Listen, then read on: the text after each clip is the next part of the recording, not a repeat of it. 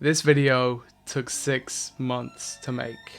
Over the course of that, I have changed my mind multiple times over, thrown out everything that I'd worked on and made 4, count them with me people, 4 versions of this video, even up to one just a week ago. I don't think I've ever worked on something like I have this before.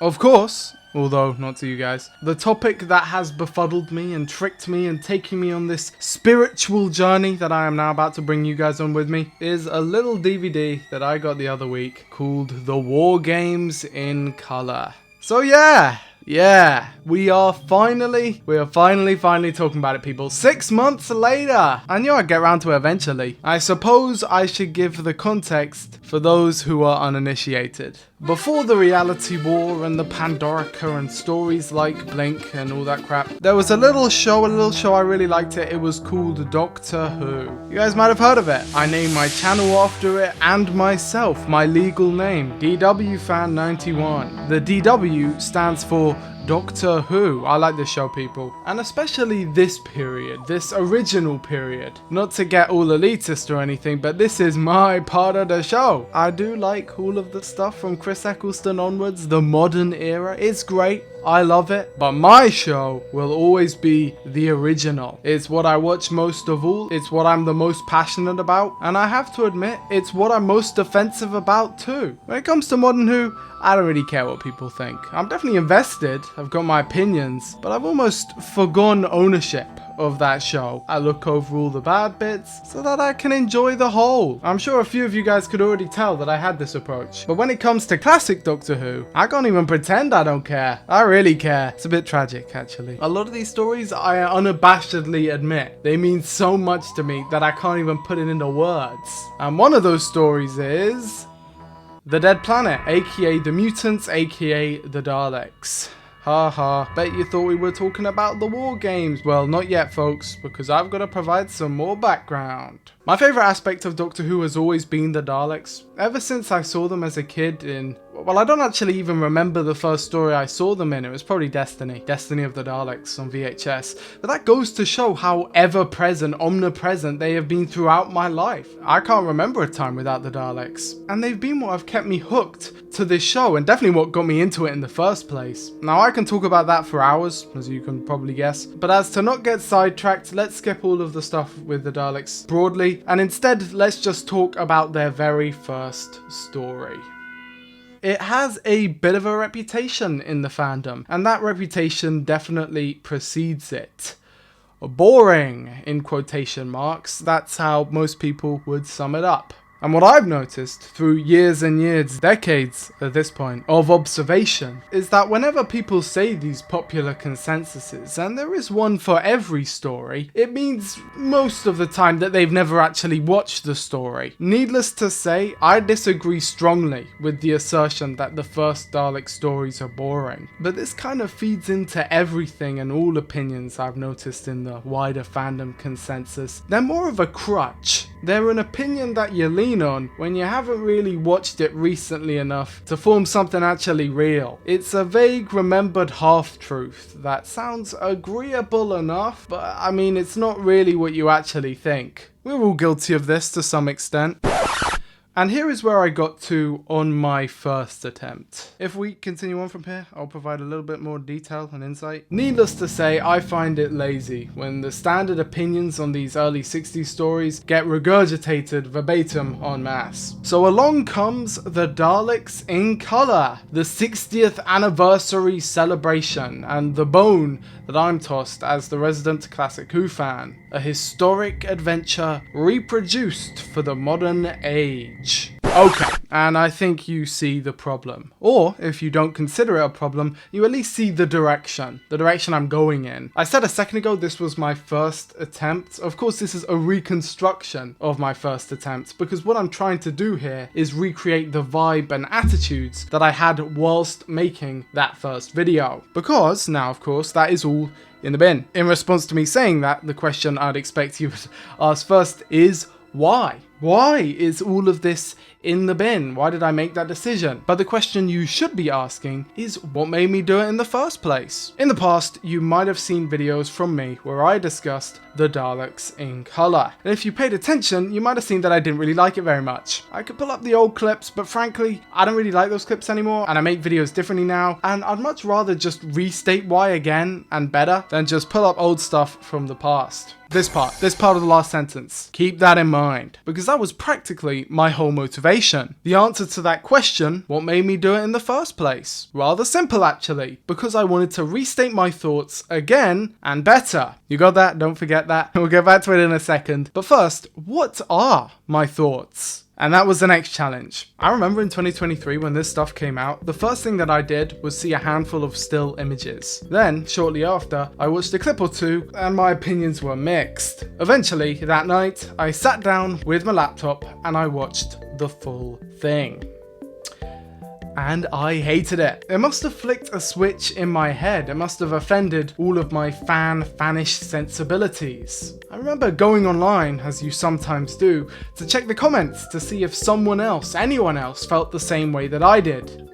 And no one did. I was the only one. But that didn't matter to me. My opinions and my feelings are still my own. And I felt them. I thought the colours were all off. Barbara's costume looked funny. The TARDIS was wrong. There didn't seem to be any sense of consistency, and I didn't know why certain choices had been made. But the main thing that got me was its existence. I know, how pretentious is that? I hated that it was shorter. I hated that it was modernised. I hated that all of the things that I enjoyed about it were seemingly chopped up and jeered at. The whole project seemed to misunderstand what made the story special, and the tone I got from it was that it thought itself higher. Watching the documentary on the DVD that I bought in Asda did little to calm me down. The creatives involved were talking about how the program has aged and how people won't watch it anymore and how they're improving it. It's been 60 years now. It's been too sacrosanct. It's been too worshipped. It's time to stop that. And look how well that's done over 60 years. Not particularly well. Not many people go and watch that old stuff. I was outraged. I had never felt like a project had missed the mark on so many levels. After thinking long and hard, the word I arrived at was vandalism. I viewed that first episode of the Daleks as genuinely important, not just to the Mogul empire of Doctor Who, which it is, but to my identity as a person. What I saw when I watched the revamp was a bunch of people missing the point to appeal to an audience who were never going to watch it anyway. I remember the heated discussions I had about it. Looking back, the only person who was heated was me, and no one I talked to really argued about it. They simply just sat there while I nerd raged in the background. If kids wanted to watch the episode in colour, there's a full movie for that, and it is great. The music is far too loud and bombastic and is plastered over every scene. What I love about classic Doctor Who is the fact that the music doesn't carry the audience or the emotions. It is well placed and effective rather than being always there while the show is edited like a TikTok. And so on and so forth. And it's only as I look back now that I see how wrong I got it. You guys are going to have to be patient with me on this one. I'll fully explain what I mean in a minute, don't worry guys, but before that, I think it's finally time that we move on to the War Games. One of my favourite stories of all time. I vividly remember watching this one for the first time. It was a mind-blowing experience in ways that can rarely, if ever, be replicated, especially after you reach a certain age. Those childhood joys are so pure and uninhibited that they can't really be rivaled. So you can imagine my reaction when the trailer for the War Games in colour popped up in my YouTube recommended. Except you can't. You can't. Because my reaction was absolutely nothing in line with any of the behaviour or opinions that I have exhibited so far in this video. Do you see why this was so difficult to put together? I feel like there's a twist every minute on this thing. I can hardly keep the story straight. Do I like it? Do I dislike it? Why? Why not? Where's the consistency, man? Because I was excited. I was more excited. How's that even possible? Yes, I was more excited for the War Games in colour than I had been for the Daleks in colour. I liked it. Yeah, I like the trailer. I was annoyed by the regeneration eyes at the end. This is what I mean, by the way. If you're not a fan of the original show, this is kind of difficult for me to communicate because it's just part of our language, right? But to us, the new Who regeneration effects, they're tiresome and they don't count. See what I'm saying about pretentious? But more than anything, again, the thing that got me as the announcement stuck with me was that idea that this was a quote-unquote fix. Do you remember I said the thing that got me was its existence? The main thing I saw around this time was that static copy and paste rhetoric of, well, it could do with a Sean, the actual episode is way too long. Man, fuck you. To me, the War Games isn't long enough. And I wish I was joking, I'm not. The first 14 seasons of Doctor Who are the equivalent of the Bible in my eyes, and if there was any more of this stuff that I could get my grubby little hands on, best believe I would never let go. That's why I'm so futilely desperate for these missing episodes to come back. I just want more. And here is where I'm afraid we must stop again. That last segment on the War Games being not long enough, that is actually an exact extract from my second attempt at this script.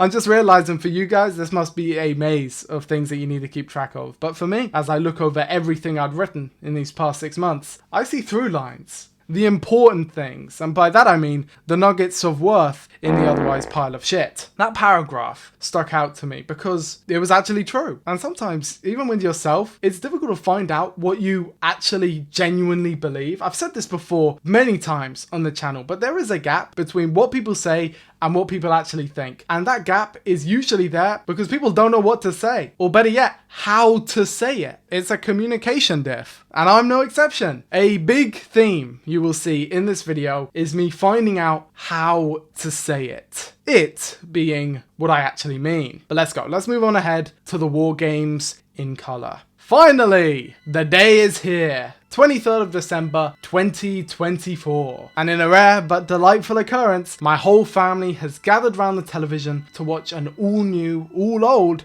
episode of Doctor Who. And I suppose this is the part of the video where I go over my thoughts on the episode. Right? That's what I thought too. And as the months piled on, I thought about what to say. How to say it. You know, I had those basic takes, those first impressions that I could have gotten out in 5 minutes if I really bothered. But they wouldn't be right. And I remember, as the announcement that the DVD was coming out soon, I remember I saw that and I thought, aha! That will be when I make it. I'll buy that and oh, look, there's a great group of people on the commentary. I'll give that a listen, rewatch the story, write another review, and that will be the video. And then a few things happened. The big one was that season 2 came out. Remember when I said I didn't really care about modern Doctor Who anymore? Screw that, throw it all out the window. I cared, and I cared a lot. Before I recorded my video, I sat in my room, my hot ass, funky ass room I'm in, and I just sat there in silence. I was so bamboozled, I made 3 videos in one night. That shit has never happened before. And you only do that if you care. So much for my nonchalant chill as fuck attitude that I try to present. I was angry! I was irate! I ranted and raved and maybe accidentally potentially spoiled the twist for people living in Australia. My bad. But the other thing that happened was I met some of the people involved. Here is where I would show the picture, but you guys aren't getting me that easily. 10 trillion likes and I will do a face reveal. But yeah, we went to this event and a bunch of people were there. And I remember, right, because I was there, right, I'm speaking, just chilling, you know, having a good time. There was this guy next to me. I swear I did a double take because it was Marquez. Yeah, Marquez. And to people who grew up like I did, that was just the biggest deal in the universe. Marquez, to those of you who don't know, played a major role in the Doctor Who restoration team, and he was the main composer for some of the best episodes of classic Doctor Who. I have seen him in documentaries and listened to him in the commentary tracks to just about every episode thousands of times. It's like an architect of my childhood standing right in front of me. And I remember we were talking and he said, yeah, I did the Daleks in colour. And I had like a mind break moment because I thought that had been done by Dan Watts. Turns out the wiki lied to me. Last time I trust that thing, I'm just kidding, I'm gonna trust it immediately afterwards. But no, turns out it had been done by Marquez. I hope he didn't think I was annoying. I was just in awe. And I remember he was saying that and I was listening. I told him, you're doing okay, buddy? You got this, bro. You're the GOAT. And I remember as I was saying all this, I was thinking, what have I done? How far have I fallen? I made this YouTube channel to talk to people about Doctor Who, not rag on the people I love. I remember exactly where I was. I was on the bus, coming home after a long ass day. Mega long bus journey. This was a few years ago, literally from one end of the route to the other. So I'd be on it for about 3 hours a day combined. And if you guys know the bus, you know that's not pleasant. And it was coming up to be about 7 p.m. now, so I'd gotten off at 6. Power of the Doctor was going to be coming out, just so you guys get a timeline of when this was exactly. And I mean, I just had so many thoughts. And it was about that time in my life when I realized I had no one to talk about them with. I didn't have social media. None of my friends watched Doctor Who. My brother, who usually spoke with me about this stuff, was 1,000 miles away. And so that's when I devised that I would make a YouTube channel. It was just meant to be an antidote to loneliness. And I remember on those bus journeys every day, 5 days a week, I sat there thinking about it for over a year. Yeah, it took me a year before I eventually just up and made it. And now cut ahead another 2 years, and I've had this realization, what am I doing? I suppose now is finally the time. I finally peeled back these layers. It must have flicked a switch in my head. It must have offended all of my Fanish sensibilities. I remember going online, as you sometimes do, to check the comments to see if someone else, anyone else, felt the same way that I did. As I said, for the longest time, YouTube was my only social media. This need to check the comments, just another symptom of loneliness. It's that same urge that forced me to make this YouTube channel, and I suppose that isn't inherently bad or anything, but at least in my heart, I find it a little sad. Maybe that's just me. I'm imagining myself out of my body, looking at me, doing what I'm doing, and unlike the YouTube channel, which I view as a positive, I don't really view this behavior as healthy. Several years ago now, I made a Discord server, finally branching out, and after some badgering from them, I eventually caved in and made a Twitter account. I think you guys can see where this story is going. I mentioned before that season 2 played a big role in the making of this video, and while that is technically true, what I was actually referring to was the reaction to season 2, and specifically the reality war. I was pretty damn emotional. I think that's how I'd describe it. It wasn't really anger, it was more just sadness, covered by emotes of fire and ice and crocodiles and other such. And so, for the first time ever, after watching a Doctor Who story, I went on Twitter. So, I made my account about a year ago now, and what I found mainly about this website is that it sucks. And not in the ways a lot of people say, although they're not wrong. I think the main one for me is that all the replies are just bots every time and are completely unreadable, but that's just a part of the broader problem for me, which is that it's just so boring. I don't think I've ever struggled to be on a social media website as much as I have with Twitter. Maybe Instagram. If you've ever wondered why there are month-long gaps between each of my posts, I legitimately have to force myself to stay on this site. There is just nothing interesting here. The format of the website is awful. Most of the time it just straight up breaks and shows you nothing. If you want it to be remotely usable, you have to sort it by follower only mode, and then you see about 3 posts a day and then you're out. I have a limit of being able to post 10 things a month or something like that because I'm not giving my fucking phone number to this shitty website. The only reason I made it is so that I could talk to people who I liked and to see what those people were saying. But that all changed when I went on it that night that the reality war released to the world. Actually, I think it was the morning. As I opened the website on my desktop and was met with an onslaught unrelenting of, I think what I was shocked by wasn't hatred. I've seen hatred before. I've seen bad reviews. I'm no stranger to hearing the harshest things in the world. No, what I was not ready for was everyone behaving badly. Everyone! That is what struck me about it, because none of it seemed to have anything to do with opinions on the show whatsoever. There weren't even camps of, people who liked it and people who didn't like it. I mean, everyone was just mad. Was it even about the episode, or was it just an excuse to behave badly? The majority of the posts have thankfully faded from my memory, and don't worry, this isn't really on the level of all that, but it is what actually stuck with me on attempt 4 or 5 or whatever of making this video. It was actually this. that made it all finally stick together. You guys know Benjamin Cook, right? I do. I love this guy. So it seemed to me a pretty no-brainer over a year ago to see this guy's page and slam dunk that follow button. Like, is that crazy? I've always loved this guy. Pretty damn awesome, pretty funny. He knows his stuff, and I was happy to see on his page that he constantly reposted artwork. I like artwork. Why the flip not? So imagine my shock when I log in the morning to see that during the nighttime, this guy has gone rage mode. He went berserk, people. Multiple times on complete strangers. Vaughn gave me a lot of passes. He could have killed me a couple times. I was happy as hell when I found out Vaughn was dead. I cooked for the whole day. I was relieved for the community, man. Because he was over there torturing them guys, man. I ain't gonna lie to you, man. He let the demon out. He went demon mode, people. Basically unloaded onto the crowd. Something was wrong with him. That's not human, man. You're not regular, man. How are you rich and you're robbing people? And because I'm on follower mode, it's basically my whole post for 3 whole pages. And so as I went through these dozens of tweets that were the only thing that I saw on my page, I kept thinking, why? It's one thing if people were being hostile or toxic to him, but he seemed to actively seek out even minor disagreements to start conflict with. Was he just bored? And then I found his most recent, the last in the long chain. I can't argue with that. It's tough for young, fresh voices to break into the industry. Are you UK based? Link me to something you've made. If I can help, even by just getting it in front of the right person, I will. Worth a shot. Wait a second. That was a really nice thing to say. That's a genuinely good-hearted, kind act. Was he actually trying to be aggressive? Or was I just misreading his tone through text? It's an easy mistake to make. Did I misinterpret what he was trying to say?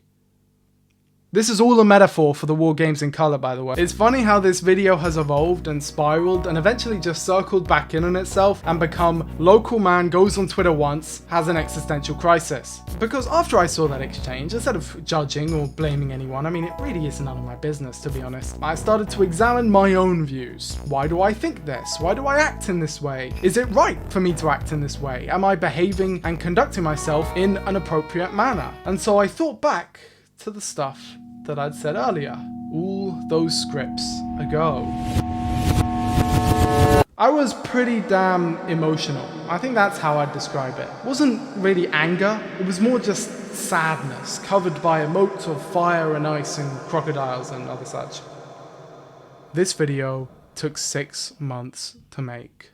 Was the way I was interacting with Doctor Who healthy? Was it actually benefiting me, or taking more away? These are questions that I've grappled with for ages, but especially in these past few weeks. I don't think you guys have ever seen me be so negative before. It hurt. It hurt being a Doctor Who fan. I think that's because I love it so dearly. The contents of the reality war are rather superficial to me. It could have been anything. The reason it broke me, shattered me so deeply, so entirely, is because it ended. Doctor Who ended. I mean, how am I meant to move on from that? How am I meant to move on?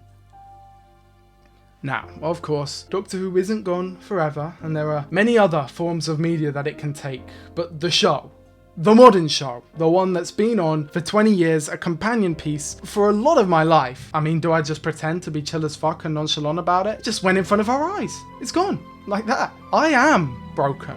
And so I was thinking about those questions. I couldn't quite figure it out until I finally started work on this video project again. I had multiple documents, like multiple different words, going over what I thought about what at different points in time. And no, I don't think it was healthy. And that's okay.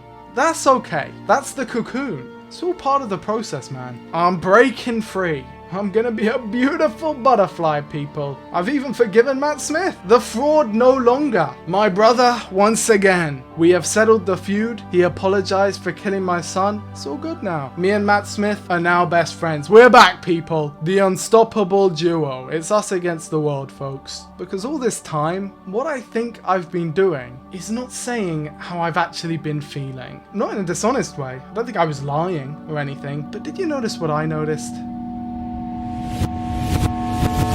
The first 14 seasons of Doctor Who are the equivalent of the Bible in my eyes, and if there was any more of this stuff that I could get my grubby little hands on, best believe I would never let go. That's why I'm so futilely desperate for these missing episodes to come back. I just want more. And I remember, as the announcement that the DVD was coming out soon, I remember I saw that and I thought, aha, that will be when I make it. I'll buy that, and oh, look, there's a great group of people on the commentary. I'll give that a listen, rewatch the story, write another review, and that will be the video.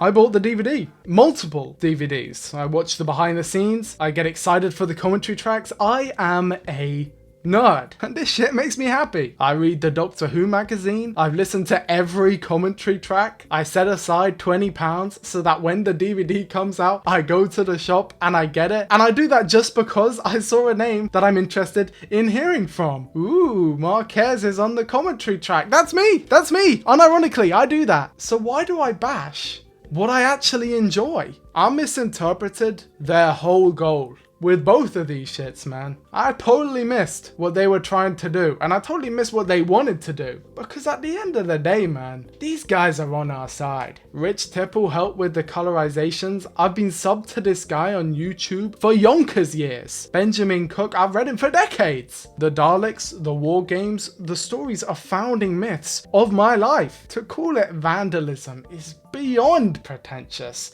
Especially when the option for the real episode is right there. I actually want to give a massive shout out to another sci-fi guy on YouTube. I love these guys' videos, and he really convinced me in a discussion in his comment section about the Daleks in color. He brought me over to his side because it's really only extra stuff. And that doesn't mean that I'm denying those feelings that I felt. Not at all. Not at all. I don't do that. I don't believe in that. I sat here for days and nights asking myself all the questions in the world. And the main one of those that really stood out to me was why? And it's a difficult question to answer. But the main hurdle and the main thing I had to grapple with is the even more important sub-question of, do you care? And I do care. I care a lot. And I have feelings and thoughts and likes and dislikes and opinions on everything onto forever. I mean, I could write a dissertation on the Gallifrey costumes, for Christ's sake. The passion is not what's wrong with this, okay? In fact, that passion is the fuel and might and pride of the Doctor Who fanbase, in my opinion. I actually think the villain of this story is loneliness. When you're on your own, you can bond with things in an unhealthy way. It's a coping mechanism, and not to get all real world on you guys, but during the 2020s and during that pandemic and after, shit was rough. Shit was pretty rough. I'm understating that massively, but let's not make this video too somber, okay? And I think I'd gotten too precious, too protective and defensive, as if I own Doctor Who. I care about it, and I still care about it, but that passion is misplaced if I use it unproductively. Those fires, they burn oh so brightly, but oh are they fleeting. Instead of an inferno, it should be a fireplace. Somewhere cozy, somewhere that keeps me moving, rejuvenates me, rather than drains my emotion. Here's how I see it, people. In this world, there are so few things that you can enjoy unconditionally, that you can like or even love. It's always getting stamped out by something or someone else. So when you have that opportunity to like something, to love something, hold on to it with both hands. Don't let someone else take something so precious from you, even if that someone is yourself.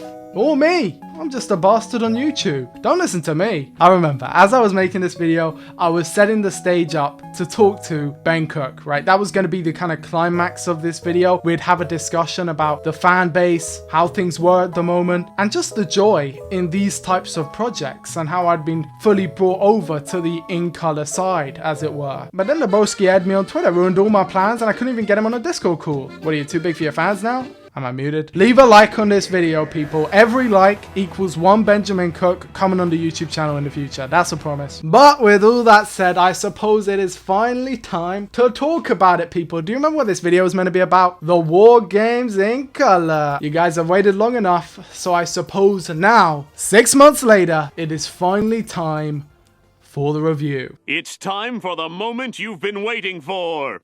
Duh.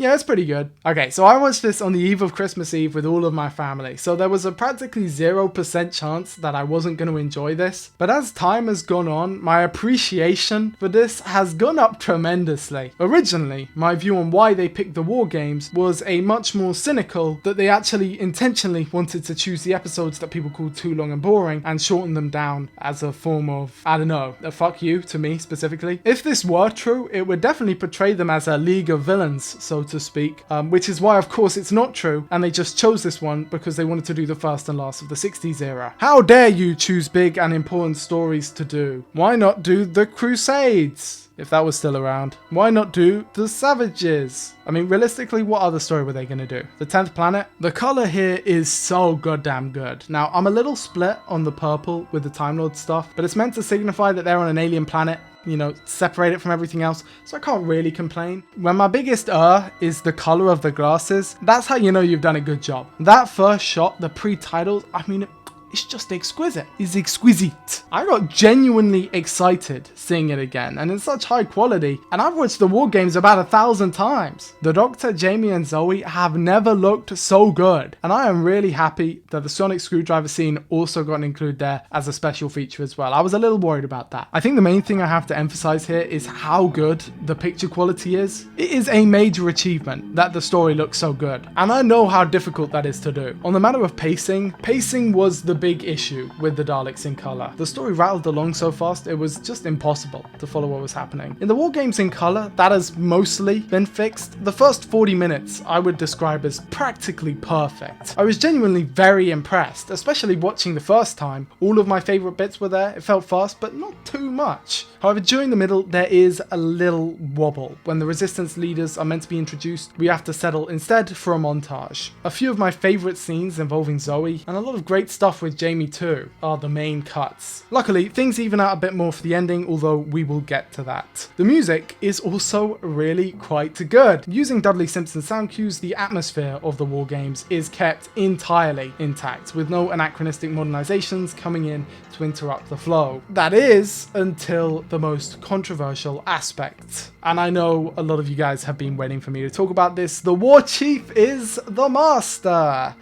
Now, in my opinion, I wouldn't have found this anywhere near as obnoxious if the Master Vainglorious theme didn't blare through my speakers and almost cause an aneurysm. It just comes out of nowhere, and the much subtler Delgado hints are more fitting and appropriate. Those actually work really well for me, even if the idea of the War Chief being the Master, you know, it's a little silly. It's obviously not the original intention. The Master was the Moriarty to the Third Doctor and the Bigger Dose Sherlock and Watson, yada yada yada. He wasn't a returning character. If he's a returning character, then you could say Captain Yates is a returning character because there were unit captains in Season 7.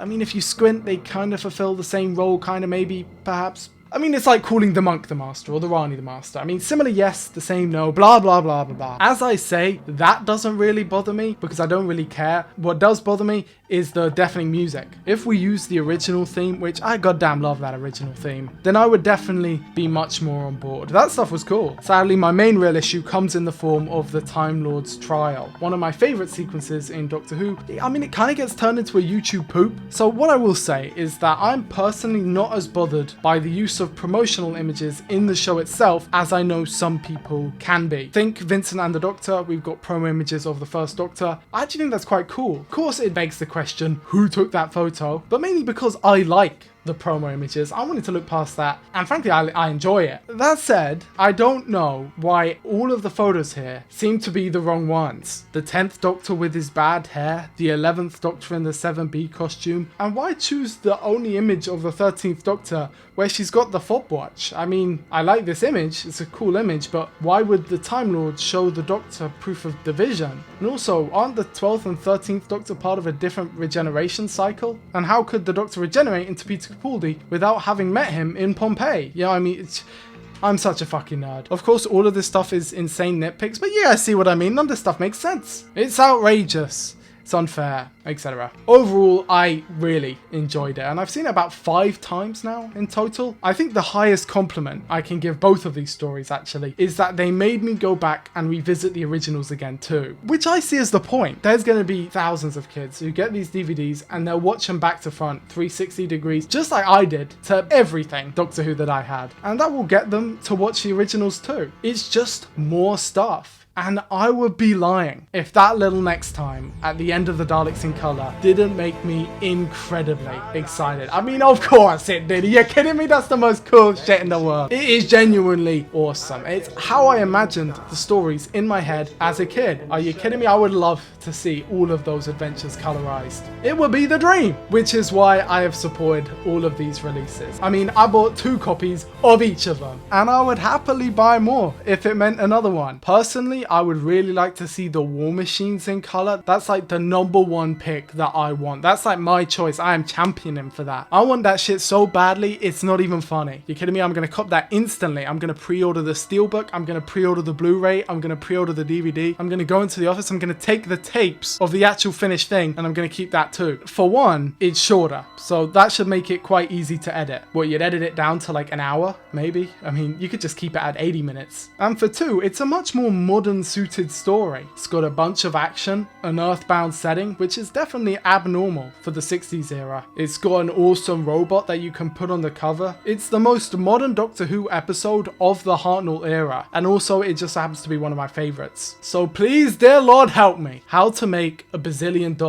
And of course, you guys know me. I love YouTube. I love the community on YouTube. To see something that started out as a fan project be put in officially, especially when it's just such high quality, you know, it does spark a little joy in me. It does. I love the little detail of the Nestine spheres as well. I have so much more I could say. So much more I could give. This is one of those topics, classic Doctor Who, where I could genuinely just go on forever. But instead, I shall leave it here for today. At the end of the day, all you need to take away from this, the point of the video, screw nihilism. And also don't forget to leave a like and subscribe. There will be more videos. The WFan 91 Hope Core arc. I'm working on tremendous stuff over here, people. Tremendous stuff. And I love you all. And a special thanks to everyone who helped support the channel. With all that said, I hope you enjoyed the video, and I will see you in the next one. Bye bye.